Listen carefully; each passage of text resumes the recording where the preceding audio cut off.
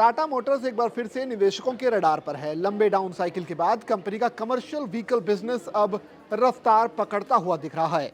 GST cut, freight rates में तेजी और छोटे ट्रांसपोर्टर्स की वापसी ने पूरे सेक्टर का मूड बदल दिया है। इसी ट्रेंड को देखते हुए ब्रोकरेज ने टाटा मोटर्स पर कवरेज शुरू करते हुए ऊपर का नया टारगेट दिया है। एक्सचेंज के डेटा बताते हैं कि एफआईआईज की हिस्सेदारी 17% बढ़ चुकी है, वहीं डीआईआई की हिस्सेदारी इसमें 16% है और पब्लिक की हिस्सेदारी करीब करीब 21% है। टाटा मोटर्स के लिए बीते कुछ तिमाही चुनौतीपूर्ण रही हैं, लेकिन अब तस्वीर बदलती हुई दिख रही है। इनक्रेड इक्विटीज की रिपोर्ट के मुताबिक कमर्शियल व्हीकल सेक्टर ने जो डाउन साइकिल अप्रैल 2024 से जुलाई 2025 तक चला, वह पीछे छूट चुका है। जीएसटी दरों में कटौती ने खासतौर पर छोटे ट्रक ऑपरेटर्स की कमाई और कैश फ्लो को बेहतर किया, जिससे नए ट्रकों की मांग अब लौट रही है। रिपोर्ट बताती है कि टायर, लुब्रिकेंट्स और स्पेयर पार्ट्स पर जीएसटी कट से छोटे ट्रांसपोर्टर्स की लागत घटी है। इसका सीधा सा असर यह होगा कि ट्रक की जो पेबैक पीरियड है 4 से 6 महीने तक कम हो गया है। नतीजा यह हुआ कि लाइट कमर्शियल व्हीकल सेगमेंट ने सितंबर 2025 से और मीडियम व हैवी ट्रक में नवंबर 2025 से डबल डिजिट ग्रोथ देखने को मिली है।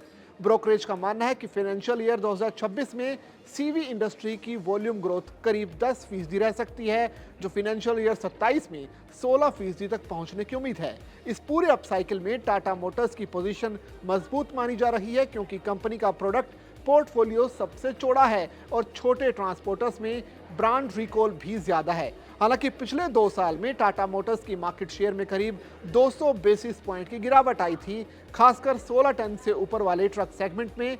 लेकिन ब्रोकरेज का मानना है कि जैसे जैसे मांग छोटे और मिड साइज ट्रकों में लौटेगी, कंपनी अपनी खोई हुई हिस्सेदारी वापस हासिल कर सकती है। रिपोर्ट में इवैको के इंडस्ट्रियल बिजनेस के अधिग्रहण पर भी बात की गई है। करीब 3.8 अरब यूरो के इस सौदे को शॉर्ट टर्म में ज्यादा फायदेमंद नहीं माना गया है, क्योंकि इवैको के प्रोडक्ट्स भारत के लिए प्रीमियम और हाई टनाज सेगमेंट के हैं। हालांकि मीडियम टर्म में टेक्नोलॉजी और एक्सपर्ट्स के मोर्चे पर कुछ फायदे मिल सकते हैं। फिलहाल ब्रोकरेज ने इवैको डील को वैल्यूएशन में शामिल नहीं किया है। वैल्यूएशन की अगर बात की जाए तो टाटा मोटर्स के सीवी बिजनेस को करीब 12.5 गुना एबिटा पर वैल्यू किया गया है, जो कि अशोक लेलैंड के मुकाबले डिस्काउंट पर है। सब्सिडरी वैल्यू जोड़ने के बाद कंपनी के लिए 513 रुपए का टारगेट प्राइस दिया गया है, जो कि मौजूदा स्तर से करीब 16% अपसाइड दिखाता है। कुल मिलाकर रिपोर्ट का साफ संकेत है कि अगर सीवी साइकिल की रिकवरी पटरी पर बनी रहती है तो टाटा मोटर्स एक बार फिर से लॉन्ग टर्म निवेशकों के लिए दिलचस्प कहानी बन सकता है। इस पूरी खबर पर आपकी क्या राय है, आप कमेंट करके हमें जरूर बताइए और ऐसी खबरों के लिए बने रहिए जागरण बिजनेस के साथ।